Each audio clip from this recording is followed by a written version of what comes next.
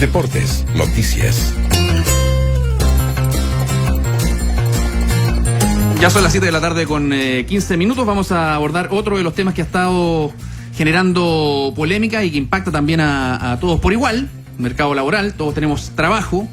Está con nosotros en nuestro estudio exdiputado, expresidente del PS y sobre todo para la materia que vamos a abordar, exministro del Trabajo, Osvaldo Andrade. ¿Cómo está, Osvaldo? Gracias por venir hasta acá. Muy bien, muchas gracias. Buenas tardes. Bueno, se ha presentado este proyecto definido como de adaptabilidad, que en el fondo básicamente es trasvasije de horas entre días. El presidente ha tratado de reacción irreflexiva a la CUT, por ejemplo, que ya ha cuestionado la base de este proyecto, sobre todo lo que tiene que ver con las relaciones asimétricas entre empleadores y empleados para poder llegar a acuerdo. ¿Cómo lo ve usted ya con varios días de debate y que está expuesto en líneas generales todavía este proyecto? Entiendo que todavía no se presenta. Por eso mismo.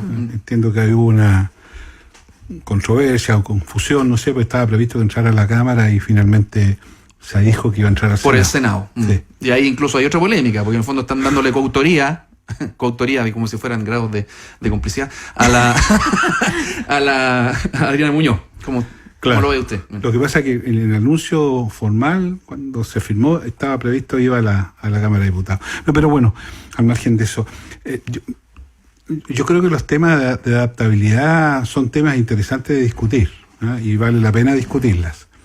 Pero creo que este proyecto tiene un problema de matriz, de enfoque de matriz. Cuando uno se pregunta por qué hay tanta norma laboral en el país, hay tanta norma laboral porque hay una relación de desconfianza en el mundo del trabajo, entre empleadores y trabajadores. No es casual que haya, para cada cosa que surge, se piensa de inmediato en dictar una norma. Y las normas laborales son, por su naturaleza, doctrinariamente son normas proteccionistas. No es casual, en consecuencia, que en materia laboral haya derechos irrenunciables. Entonces, cada vez que se planteen este tipo de cosas, desde la lógica que lo que existe hoy día son rigideces, lo que se está diciendo es que vamos a flexibilizar cuestiones que son derechos. Entonces, lo que el gobierno tiene que tener la capacidad de demostrar que esto que viene ahora son mejores derechos para los trabajadores. ¿Y dónde está la dificultad? Que si la forma de enfrentar el esquema de estos nuevos derechos es de la relación bilateral entre el empleador y el trabajador, como esa es una relación que no es una relación equilibrada, es una relación asimétrica, el riesgo de que estos aparentes derechos se transformen en, el mundo del trabajo dice, precarizaciones o abusos, es muy grande. Entonces, el enfoque debiera ser, en mi opinión, es que si vamos a afectar derechos por mejores derechos, primero demostrémoslo, y dos, que la relación se produzca entre dos actores que tienen un cierto equilibrio. Pero perdón, ¿qué derechos se afectarían? La jornada, por ejemplo. Yo no sé si usted se acordará que hace poco tiempo atrás conmemoramos el 1 de mayo. A ver, sí. Y conmemoramos el 1 de mayo y no lo celebramos porque todos estaremos conscientes de que se trató de una tragedia. Lo que había detrás de la demanda de los trabajadores de la época era la jornada de 8 horas. O sea, para la historia del movimiento de los trabajadores, las 8 horas es una conquista. El viejo tema de 8 horas para trabajar, 8 para descansar y 8 para recrearnos. Cuando uno altera aquello, tiene que demostrar que es mejor para los trabajadores. Que alteran la distribución, en este caso no en la cantidad. Por cierto, o sea, hasta donde entendemos del proyecto. De 8, en algún caso, si vamos al 4x3, nos vamos adhiriendo a 12. No, claro, pero la distribución no es que se sumen horas de trabajo, para que quede muy claro. O sea, si yo trabajo 8 hoy día, mañana voy a trabajar 12, hay 4 horas más que voy a trabajar. Pues, sí, pero de matemáticas, sí. Para que se entienda bien, en menos jornada. No es que hoy día, en el fondo, el gobierno esté planteando que le va a sumar horas de trabajo a la gente, las va a distribuir distinto según el proyecto. Si esa fuese la lógica, a lo mejor valdría la pena trabajar esto en 2 días y trabajamos 20 horas cada día y resolvemos el problema de la jornada. Usted comprenderá que esto no es un tema matemático, es un tema de cómo uno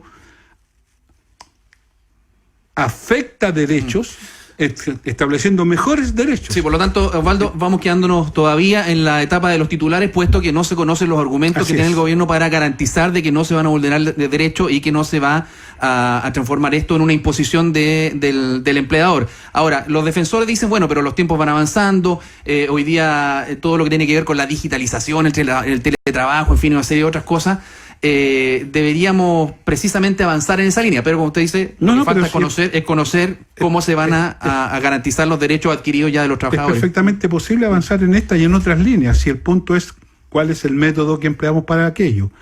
y mi posición al menos es que si lo que establecemos es que el método debiera ser el acuerdo entre los actores, yo creo que se puede avanzar. El punto clave son los actores. Mi percepción, y la historia y la doctrina lo demuestra, es que no son actores simétricos el trabajador con su empleador, y en consecuencia pareciera ser... El sindicato tiene que tener una... es así que incluso en este proyecto que estamos recién conociendo, lo que son las jornadas semestrales y las jornadas anuales se hablan con el sindicato. El pacto de adaptabilidad que quedó vigente del proyecto de la presidenta Bachelet se hace con el sindicato y el empleador, y permite, entre otras cosas, incluso el trabajo a distancia y el teletrabajo, y conciliar de mejor manera la vida familiar. O sea, instrumentos hay. Osvaldo, tengo una pregunta. Me gustó cómo pusiste eso de que la carga de la prueba está un poco en el gobierno de demostrar por qué eran mejores derechos estos que, en cierto sentido, redistribuirían las horas. ¿En qué sentido son mejores derechos esos que los que hay ahora? Yo creo que el gobierno diría algo así como, me imagino, mira, para mucha gente, yo no se atrevería a decir para todas, pero para mucha gente sí le conviene o sí le gustaría hacer este tipo de enroques, cambalache. Entonces aquí, ese grupo, me imagino que ese grupo, de hecho he visto reportajes que dicen los millennials, por ejemplo, imaginémonos que ese estereotipo fuera cierto, a ellos sí les convendría este enroque. Pero entonces aquí la lógica de la que tú planteas es que ese grupo no podría obtener esas, entre comillas, mejores derechos, porque en la medida de que sean mejores derechos para ese grupo, afectaría los derechos básicos para otros, para los cuales no estarían dispuestos a hacer ese cambio. Algo así, ¿o no? Es un poco eso, pero yo lo plantearía desde la lógica de que los derechos laborales debieran ser derechos para todos los trabajadores, a lo menos desde el punto de vista de una base.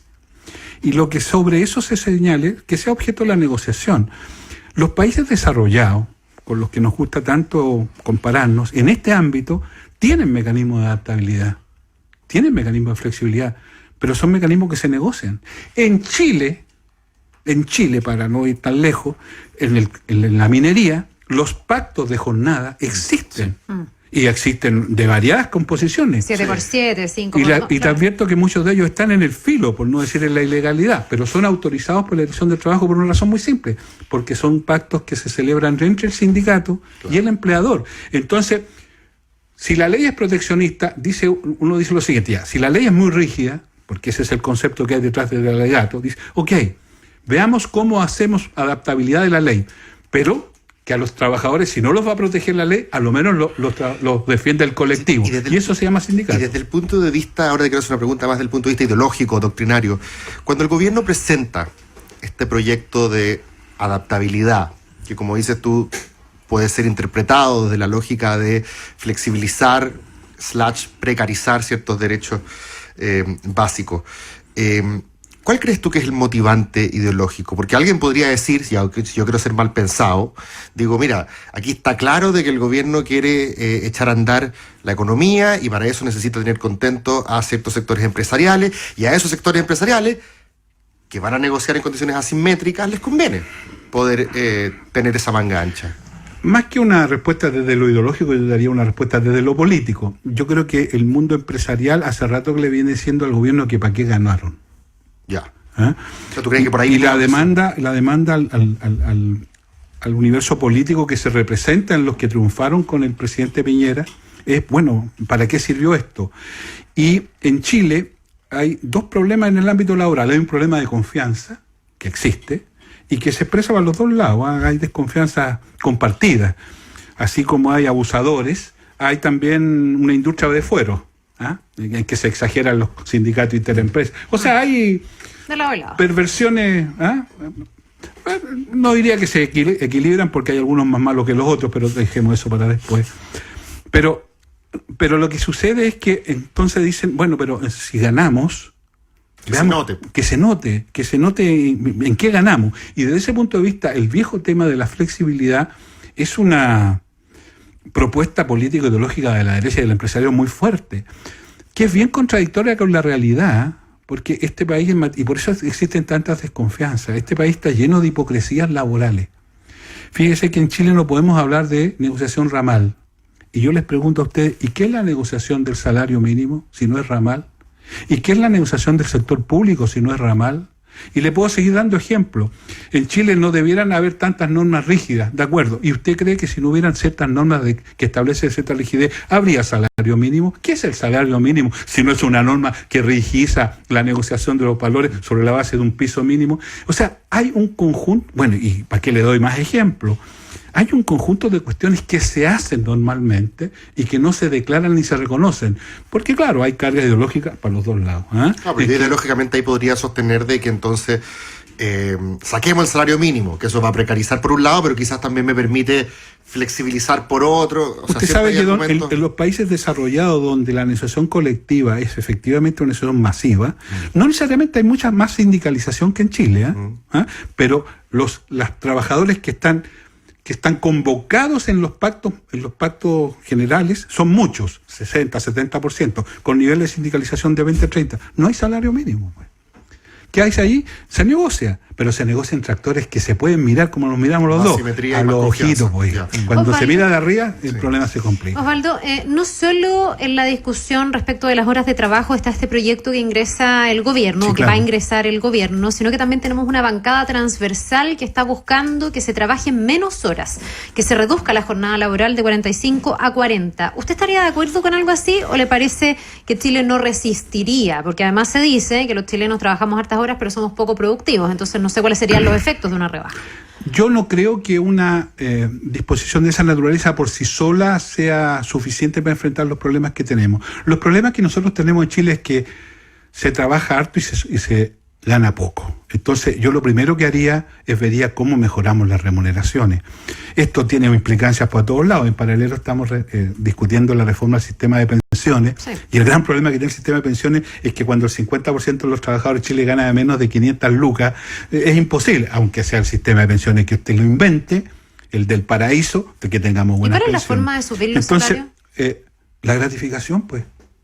¿Por qué usted no puede ir en la parada de cómo le va a la industria? Y eso depende de la voluntad finalmente de los empleadores. O de que se discuta de buena manera, si a esta radio le va bien económicamente, perdone que ponga el ejemplo. ¿Por qué a los trabajadores ¿Por qué a los trabajadores no podrían ir, como se decía en la vieja, ¿por qué no podrían ir en la parada? ¿Y por qué en Chile no se habla de esto? Por eso le pregunto, en el marco de proyectos que buscan mejorar las condiciones laborales, ¿no se debería también hablar de esto, que me parece un gran tema, muy olvidado en la discusión de las pensiones? Porque en realidad si no se corrige el mercado laboral es muy difícil que las pensiones mejoren. Para mejorar remuneraciones, yo le insisto, gratificación es un instrumento clave, y los dos en la negociación colectiva, en las empresas que negocian normalmente los sueldos mejoran.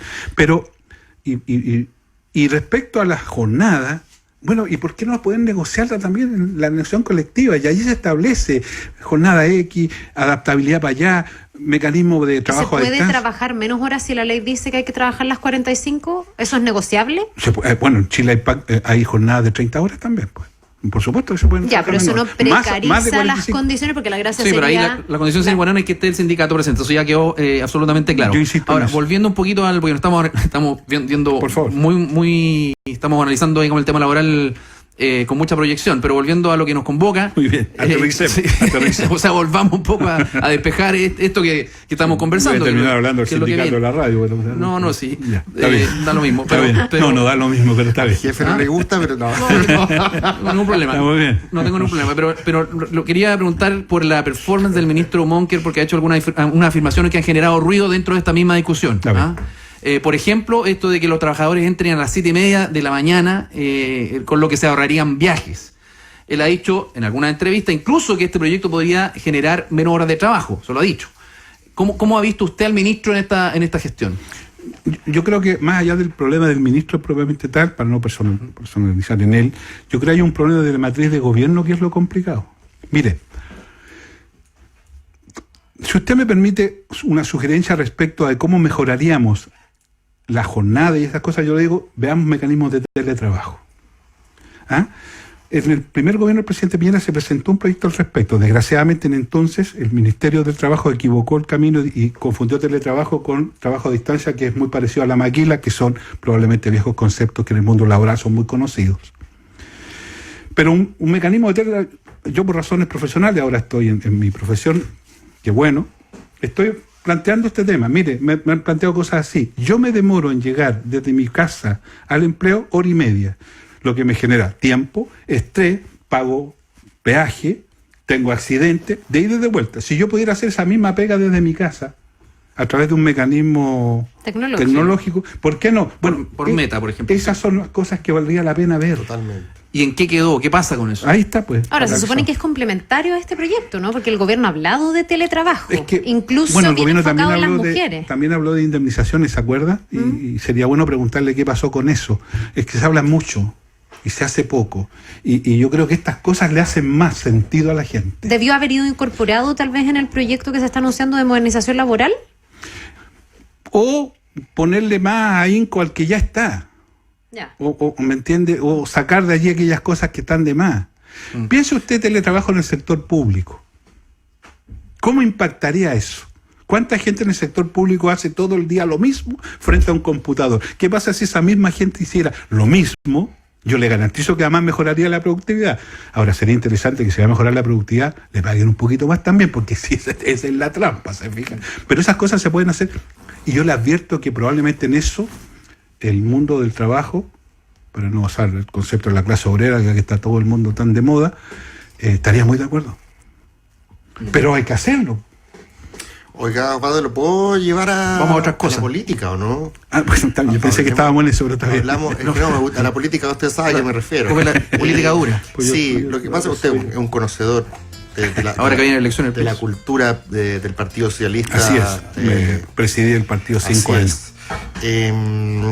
Pero mi pregunta es un poco más amplia, más allá de la elección que se viene interna. Mis amigos socialistas estaban muy interesados en lo que estaba ocurriendo en España, por razones obvias. El PSOE en un minuto se sintió un poquito amenazado por esta fuerza joven, autoflagelante que aparecía por el flanco izquierdo, que era Podemos. Llegaron a cohabitar en una proporción más o menos similar, pero logró sobreponerse a ese desafío y hoy día el Podemos parece ser como noticia vieja y el PSOE se renueva y finalmente se consolida como la primera fuerza política en España, gracias al liderazgo también de Pedro Sánchez. Y nos tendemos a mirar con España, y además porque acá tenemos una nueva mayoría que en cierto sentido se empieza a encorvar generacionalmente y aparece un desafío autoflagelante, joven por la izquierda, que vendría a ser el Frente Amplio. Entonces nos encontramos en una situación parecida a la que vivió España hace unos años atrás. La pregunta es, ¿tiene el mundo progresista, y aquí estoy pensando principalmente en el PS y en el PPD, algo parecido a un proyecto similar al de Pedro Sánchez para renovar a ese mundo? Renovarlo me refiero a los ecos de la transición. Sí. Y que pueda al día de mañana ser tan o más atractivo que el Frente Amplio electoralmente. Yo creo que la gran virtud del liderazgo de Sánchez y del triunfo del PSOE se debe esencialmente a dos cuestiones que para mi gusto son centrales. Uno, retomar viejas aspiraciones del socialismo que por distintas razones habían quedado un poquitito al margen. La democracia, los derechos humanos, la justicia social. No tanta política, las identidades. Yo creo que hay espacio para el socialismo democrático muy amplio en el mundo entero y por cierto también en Chile. Y en el caso chileno en particular, y a propósito de la derrota tan contundente que sufrimos la última elección presidencial y de la perplejidad con que quedaron los actores, porque todo el mundo quedó medio groggy, y esta exacerbación de las identidades y del camino propio que hemos tenido, yo creo que el socialismo democrático tiene que adoptar un camino. Y si usted me apura, y si no me apura lo haré igual, yo creo que una articulación entre el PPD, el PS y Revolución Democrática tiene un espacio político en Chile hoy día. Y desde allí entenderse con el centro progresista, para utilizar un lenguaje un tanto chútico que se usa hoy día. ¿Quién sería el centro progresista? Los radicales, la democracia cristiana, y también con la izquierda, el Partido Comunista, los otros Frente Amplio, qué sé yo. Porque, mire, lo que ha pasado este último tiempo es que precisamente por esta ausencia de una formulación identitaria, pero con una perspectiva de crecimiento, nos vamos quedando atrás de los acontecimientos. Nosotros debiéramos ser extraordinariamente crudos en el análisis respecto de Venezuela. Y se nos aconchan los meados, pues.